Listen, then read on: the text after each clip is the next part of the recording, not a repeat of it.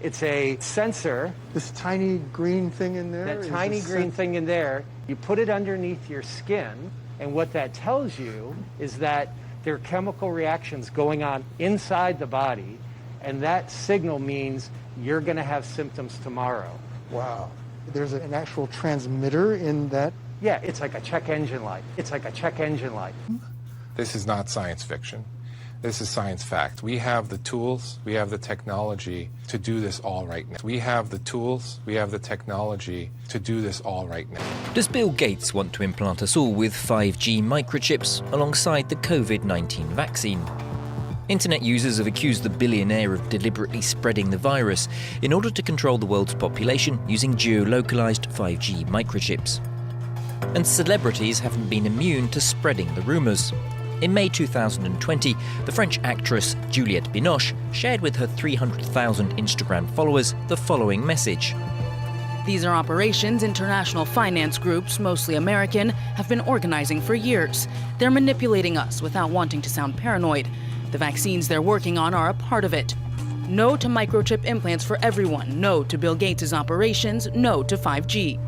Are you done losing keys, misplacing cards, and forgetting passwords? People in Sweden have come up with a solution for it. Epicenter, a company in Sweden, is injecting its employees with chip implants which will help them unlock doors, operate printers, open storage lockers with the wave of a hand. The implanted chip is as big as a grain of rice. It is injected through a syringe in the fleshy area beneath the thumb. The process lasts only a few seconds and is not painful or bloody. The entire process is called biohacking, in which a chip is planted under the human skin. But how does it work? The implanted chip contains your personal information. The implanted chips are passive, meaning they contain information that other devices can read, but the chips cannot read information themselves. So when the implant comes within centimeters of a reader's range, a device which can read the chip data, a small amount of data flows between the two devices via electromagnetic waves. The technology in itself is not new. Such chips are used as virtual collar plates for pets. Companies use them to track deliveries. If successful, the technology can replace employee badges, credit cards, and key cards for certain functions at the facility with the technology. And, like most new technologies, it does raise security and privacy concerns. The question is, would you trade your privacy for a little convenience? To develop an inventory system, I focus all on my code and how I want the inventory to be tracked.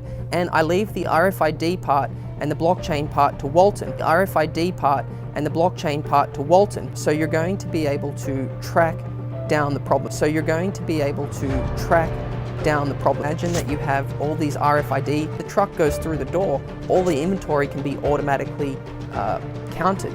Because RFID works from a distance, and the cool thing with RFID is all of the power is provided from the device itself, not on the actual RFID hardware. It doesn't require any physical connection, and more importantly, it doesn't require any power. So these tiny little RFID chips that weigh 1/10 of a gram and require no power are sitting here on each item, and they're automatically being tracked. We have the tools, we have the technology to do this all right now. The question is, would you trade your privacy for a little convenience?